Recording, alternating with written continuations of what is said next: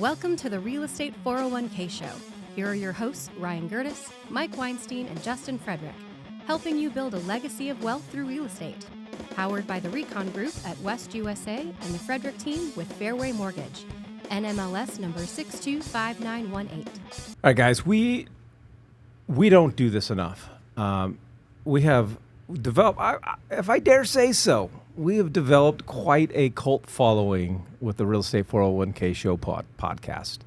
And so I just want to give a huge shout out to Braxton from Maryland, who, it astounds me of the listeners that we have from all over, not all over the country, but all over the world that text into the podcast. So big shout out. We're going to help him with his first purchase in the great state of Maryland, I guess. Never been to Maryland? No. No, actually, I have. I've been to Baltimore. I've been to D.C. That's Dude, as close as I've Let me tell you my Baltimore story.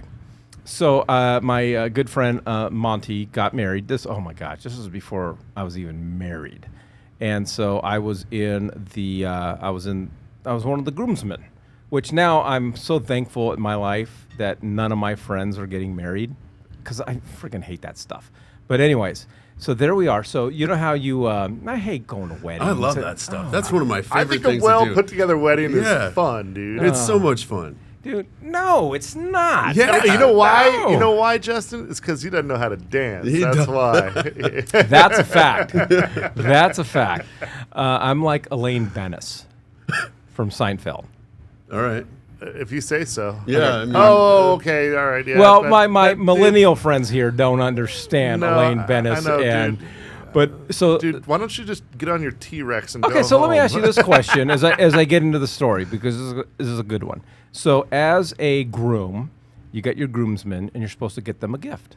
What did you give your groomsmen? I got them all suits for the wedding. Okay, that's lame. But I bought them the suits. Like, And Yeah, they wear 'em all the can time. any of them fit in them anymore? yeah, they wear them all I see them. It's the only suit that they all own.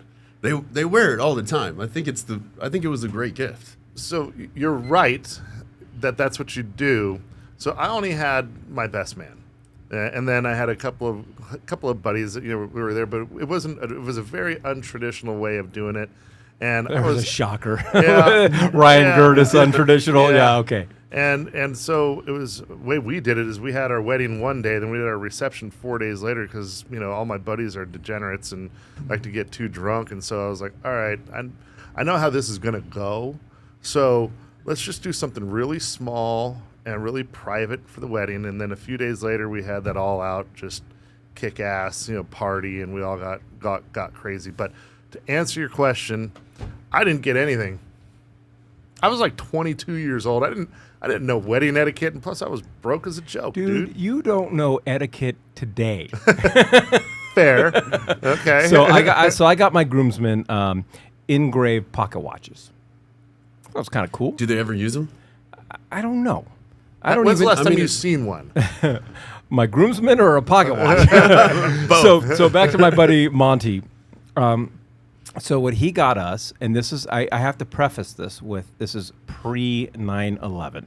You can't do this shit now. You would get arrested now. But he got us all, and I still have it today. He got us all swords. That's cool. What guy doesn't like a sword? I mean, A loser, right? A guy I don't want to talk to or be friends with. No. And so he got married in Baltimore, and so we were literally walking down the streets of downtown Baltimore in the wharf. Dude, it was like a Highlander movie scene. Do you remember that movie? Well, My millennial friends? I mean, like I had to put my bottle down in order to watch it, The milk bottle The from your milk mom, bottle, yeah. yeah. Oh, man. So we just were walking around downtown Baltimore carrying swords. How freaking, dude. And you have to get it home. So pre 9/11, you can That's take that okay. on a plane. Right. Like, sir, would you like to have that sword on your lap, underneath your seat, It's or a lap in the overall? sword, so I shouldn't have to pay for an extra seat. Oh my God, dude, we digress so fast. Anyway, so back to the point of the episode. I find it amazing that the lack of communication that home buyers or home sellers get from their real estate professional post-close. Like, it's like they typically, Justin, you and Sabrina buy a home. You know, I meet you at the property. Here's the keys. Here's my housewarming gift. Something with my name branded on it. That's lame, right? You know, and then that's really just about it. And then 12 months later, agent reaches out to you. Sends you a text or an email or even calls. Happy 12-month anniversary. Lame. As real estate wealth managers, Ryan, our goal is constantly, and our mission is to help our clients and help our podcast listeners build wealth through real estate.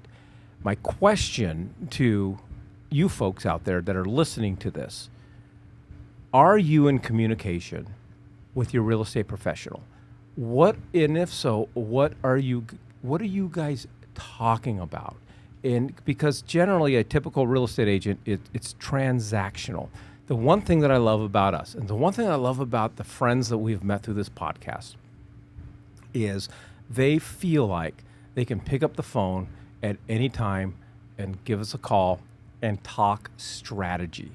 So shout out to Brent, you know, our loyal podcast listener who's buying a couple properties in Texas right now. Mm-hmm. And the fact that he can pick up the phone and call me and say, what do you think? These are the numbers. What do you think about this?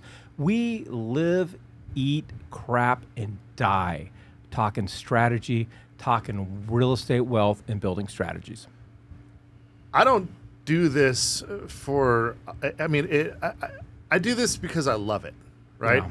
Like it's not like a job for me, and so that's why it's always just been so easy to have this just be my vocation. You know, they talk about you never work a day in your life. Well, of course, there's some things that I'd rather not do. I don't mean to interrupt you, but I'm going to. Okay. I'm just curious. What did your guidance counselor say to you?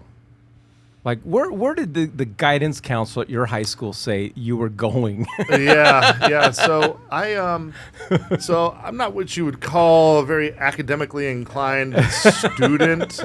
I was a great test taker.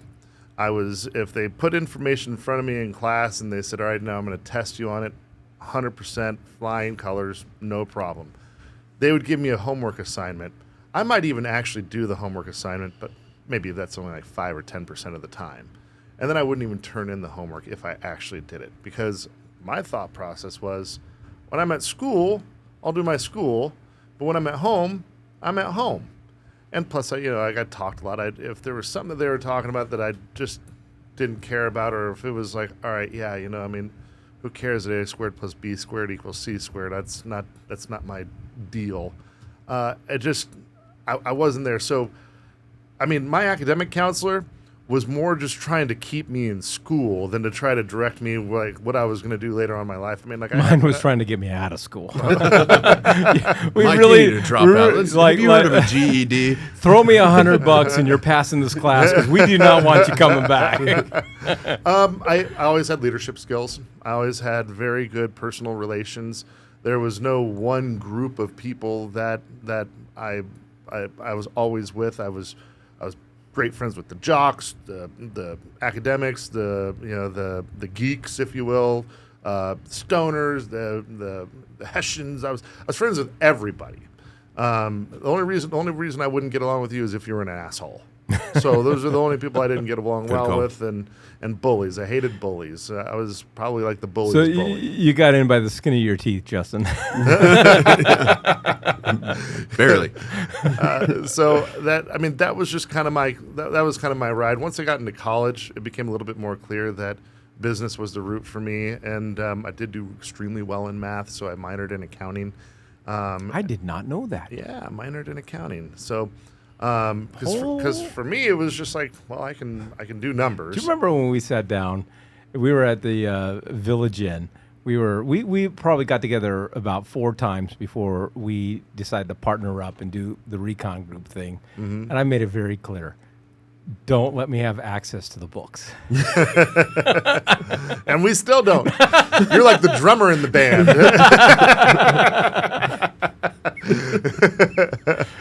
no, that was always my bag. And then I got a little bit more serious in college. I still didn't do great just because I was living the college life. And then I had an opportunity to move out to Florida, and I got to learn a bunch from my uncle, who was a broker out there in Tallahassee, and then did that for about a year, moved back and opened up shop. And, I had more skin in the game too, because I was paying for college out of my own pocket because, surprise, surprise, I wasn't getting any scholarships.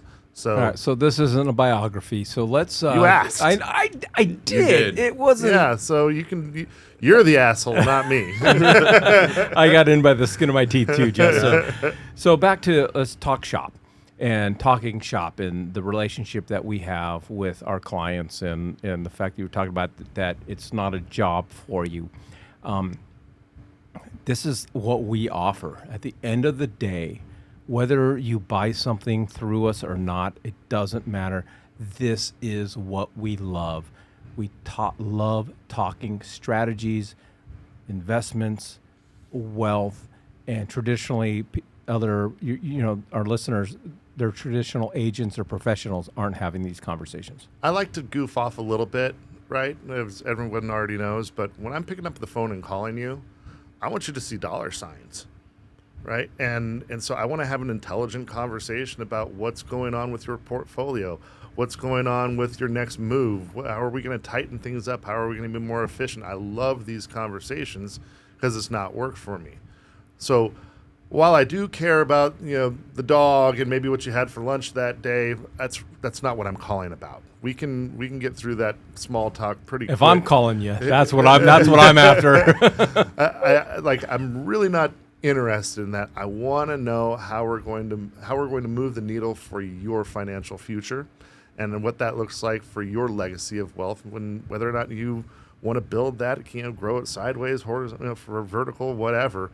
I just want to have a conversation about it. And so talking shop that's the prompt for this podcast. We want to be able to talk shop with you, and whether or not we have a professional relationship in the past or not, pick up the phone if you have questions, or you just wanted to bounce some ideas, or just shoot the shit about what's going on in your neighborhood, the market, whatever. That's what we love doing. Yeah, and just go ahead and text the word shop to 623-AZ-RECON. That's shop to 623-AZ-RECON. Last week, I don't even know how. I know it was a sign call. I know we had a for sale sign in front of somebody's yard, and somebody called you about a freaking car that was, on the street or something like that. And Justin, it's like a 45-minute conversation with him, and this guy's just laying it all out, and just, this is what I own. I own here, I own it there, I own this, and what do I do? This is what we do. And I know that's the benefit of why we tell all of our, especially our buyers, to talk to you, your team, because it's not just a matter of getting somebody a loan. It's finding the nuances and finding the strategies, and how do we help you not buy a house, not get a loan, but build wealth in real estate. Yeah, I love the conversations after the closing, because one, now we're on a different level. You trust me. I've handled your financial situation. I know your financial situation. I know what we've gone through, what we can possibly go to. I love having the conversations about what contractor should I use to do this, or I feel like people don't reach out enough to us for advice on homes, because we're dealing with this all day long, and so we've come across all different kinds of situations, whether it's flooring or a roof or a water leak or something like that. I love being the resource that I can direct them in the right direction, and that's not even my lane, but I deal with houses all the time. At least and you're the around so many side. people. Yeah, your network is huge. So that's why I feel like people should take more advantage of that.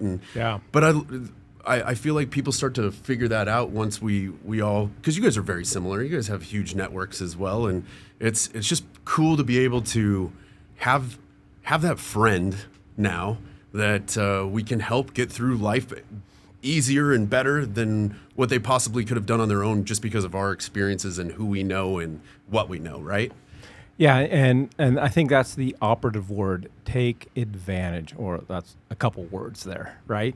And Ryan, how many conversations do we have with people that they don't buy with us or they don't sell with us, but we just get off on having these conversations? We are, and I'm going to dare say, I'm going to brag on the three of us right now. We are a huge advantage and a wealth of knowledge and our ability to help you strategize, because it's what we love to do. It's what we love to talk about. And more importantly, it's what we do.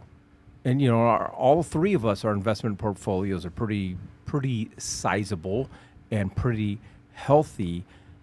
These are the conversations, Ryan, that our listeners aren't having with their professional that help them either buy or sell. Right, because if you're an engineer, you're talking to scientists, math people, and or maybe a medical person or a mechanical person, whatever. If you have these different jobs, you're usually in these certain buckets, right? And these are the types of people that you're generally around all day, whether they're people that you're buying from or that they're buying from you. When you're in the real estate industry, we're with every single walk of life because everybody needs a roof over their head, okay? So we get in front of the most interesting personalities, people that are in most interesting industries, and because we're doing something pretty darn personal with them if we're helping them buy their home that they're going to be living in, and you're having a conversation with them about all their financials. I mean, we get into a lot of different conversations, and it makes these different connections, which kind of makes us, by proxy, just kind of Renaissance people, right? We just learn about their industry, we learn about their lifestyle, learn about their culture, and we just end up knowing more about more different types of people because of that. And so the real benefit is that if you are that engineer and you need somebody over in healthcare, or you need a mechanic, or you need a carpenter, or you need a whatever, we already have a playbook of a dozen and a half that are in each one of those industries. We call that Google Drive. Okay. That's where all of our contacts are. Okay, I got it. Yeah. All right. So I just learned that you minored in accounting. Okay. What'd you major in? Business management. Okay, this is bizarre. Yeah. We've been together for over 4 years. We've been friends for over 20 years. Yeah. I didn't know that. Yeah, business management major. What'd you major in? Business management. I feel like the loser here. Hey, Mike, what'd you major in? Physical education. But in fairness, I felt like I had to go out and get an MBA. It's like PE, man. That was it. You seem like a PE you're guy. Like I don't look like it, but I want to teach, but I don't really know anything about anything to teach, so I guess I'll just be a PE teacher. Baseball player. Yeah, there you go. All right, so the advantage that we bring to the table, and we love it, we thrive on it, the three of us, to have just conversations about real estate, conversations about investments, conversations about building wealth in real estate, and we'd love to have that conversation with you. All you got to do is text the word SHOP, because we want to talk shop, to 623-AZ-RECON. Again, text the word SHOP to 623-AZ-RECON. Thank you for joining us on the Real Estate 401k Show. If you want more information on how to build wealth, click on the link or text us at 623-297-3266. That's 623-AZ-RECON.